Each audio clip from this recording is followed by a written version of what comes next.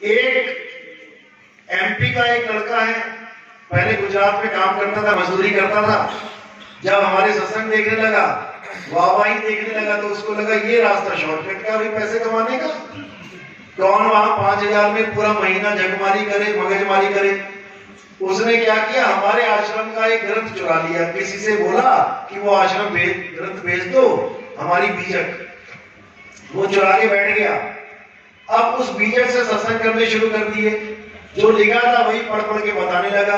अरे लिखा तो कोई भी पढ़ के सुना दे, लेकिन वो भेद कहां से लेके आए जो संत देंगे। खूब बीजक सुनाई लोगों को।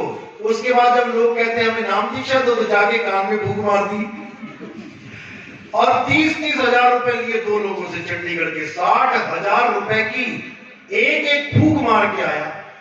मैंने कहा सोच लो इसकी फूंक कितनी महंगी है। एक फूंक कान में मारी 30,000 रुपए में एक आदमी को, दो लोगों का 60,000 का बिल बना के आ गया। मैंने कहा अगर 1,00,000 बंदों के कान में फूंक मरवा दी ना, तो बेहोश होकर गिर पड़ेगा। नहीं तो 20 गुब्बारे फुला के देख लो। 20 बड़े वाले गुब्बारे फुलाओगे ना, दिमाग घूम जाएगा तुम्हारा फूंक मार मार के।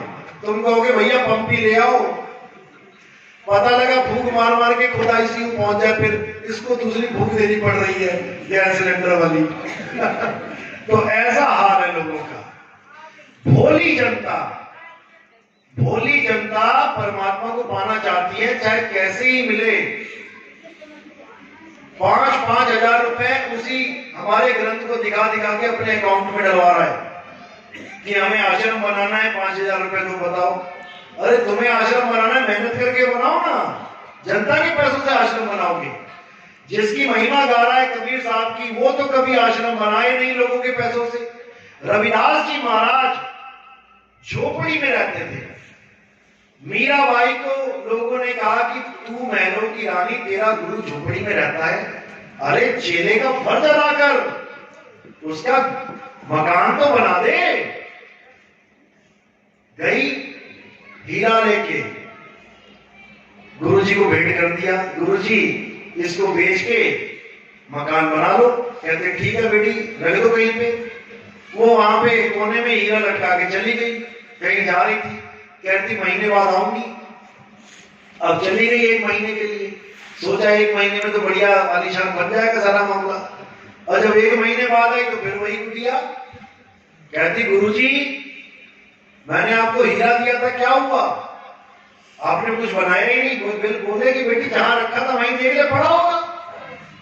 वहां हीरा जाके देखा, वहीं पड़ा था। उस हीरे को अपने मकान दुकान में इस्तेमाल नहीं किया। संगत का पैसा अगर कोई आश्रम बनाने में लगा रहा है, और बहुत चालाक लोग हैं ये क्या कहते हैं, अरे आप लोग के लिए ही तो बना रहे हैं, हमारे लिए बना रहे हैं, तो हमारे नाम करके दिखाना, हमारे नाम करके दिखा। अपने नाम करके बैठे हैं, सारी जमीनें अपने ट्रस्ट के नाम करके बैठे हैं। 1-1 किलोमीटर लंबी जमीनें, 1-1 भी छोटा बोला मैंने, 10-10 किलोमीटर लंबी जमीनें। अरे गरीब से गरीब भगत हैं, बंटवारा करके उनके नाम पे कर दो ना। एक भी गुरु नहीं करेगा, क्योंकि ये मिट्टी के कीड़े हैं।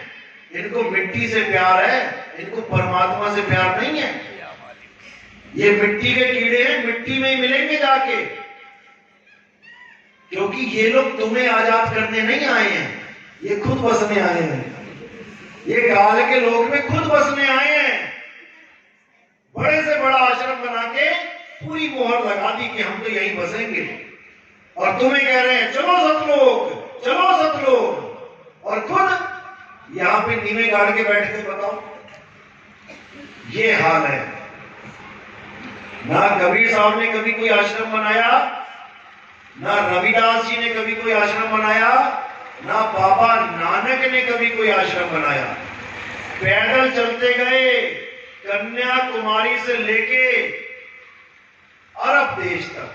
कभी चल के देख लेना, एक शहर से दूसरे शहर में तुम्हारी हालत खराब हो जाएगी। और वो लगातार चलते गए। क्यों गए? क्या उनके बीवी बच्चे नहीं थे, उनके माँ बाप नहीं थे, उनका क्या मकान दुकान नहीं था, सब कुछ था, केवल तुम लोगों के लिए, जीवों के लिए। अपना सारा चैन, अपना सुख दुख, अपनी काया का नाश करवा लिया पैदल चल चल के, केवल हम लोगों के लिए। और हम लोग फिर भी वहीं अटके पड़े हैं। हम लोग से वो चीजें छूट ही नहीं रही हैं जो वो छुड़वाने के लिए निकले थे।